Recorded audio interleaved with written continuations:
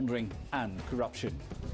And we'll be looking at a potential boost for Nigeria's struggling mortgage sector. The details on those stories and plenty more coming up for you in the course of the hour. For now, though, let's start with the latest in current affairs with Lindy. Thanks very much. Well, we start the hour in Nigeria, where French President Emmanuel Macron has arrived on a state visit. Macron jetted into Abuja from Mauritania after attending the African Union summit. Nigerian Foreign Affairs Minister Geoffrey Onyeama welcomed the French leader to Abuja. Macron then went to the presidential palace, where he will hold talks with his Nigerian counterpart, Muhammadu Buhari. Security, terrorism and trade will be high on the agenda. Analysts say this is part of Macron's attempts to forge closer ties with English-speaking African nations. The French president is also expected to visit the New Africa Shrine in Lagos, a nightclub that was founded by Nigerian music legend Fela Kuti.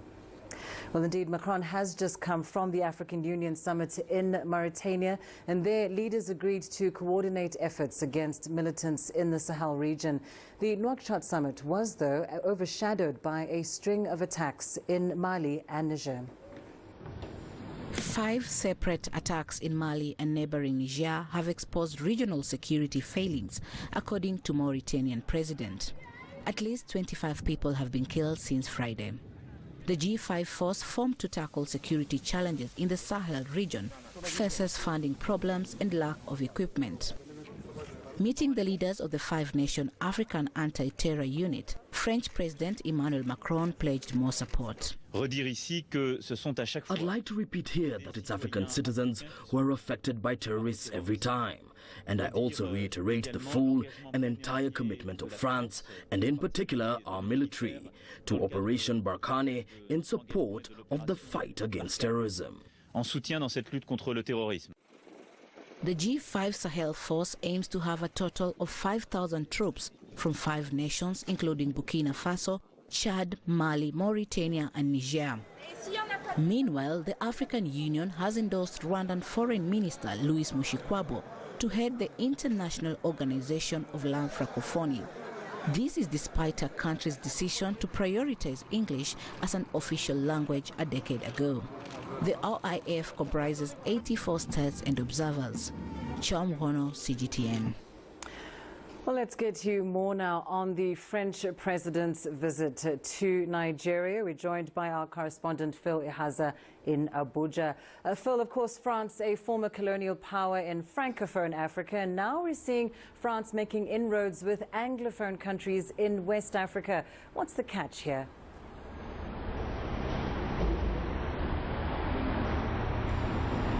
Oh, thank you, Lindy.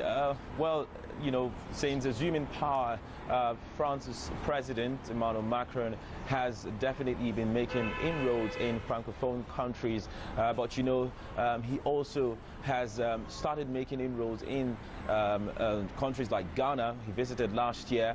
And then this year now Nigeria. So I mean, Nigeria is Africa's powerhouse when it comes to economy. Nigeria is also the continent's leading oil producer with over 2 million barrels per day. So you could call this a logical step for the French president visiting Nigeria. And don't forget that just last year, 2017, the bilateral trade between Nigeria and France was well over 4 billion euros, which makes France the leading trade partner with Nigeria all across sub-Saharan Africa. And of course, this visit comes just off the heels of of Macron's visit to the AU summit meeting, of course, in Mauritania, where security was his key agenda in those meetings. And again, we expect that security, terrorism will come up between Macron and Buhari. But what are Macron's concerns around this issue in Nigeria?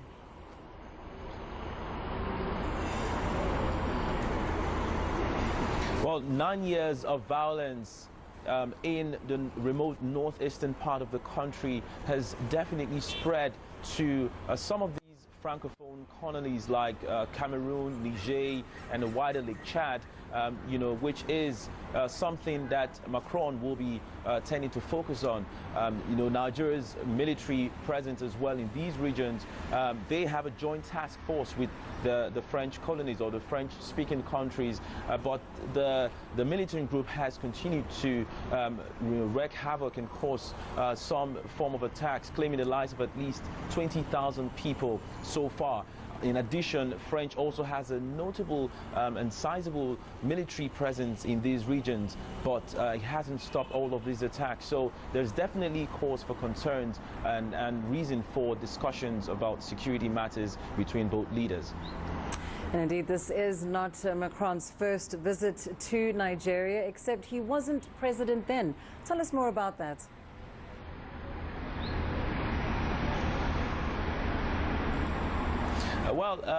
The French president served as a diplomat in Lagos. That was back in 2004, and he must definitely have some form of memories that he'll be hoping to relive, especially seeing that Lagos has a population of over 20 million people with very, very thriving art and cultural lifestyle or scenery, as the case may be. So he'll definitely want to go to Lagos to also have an agenda that is more cultural in that sense.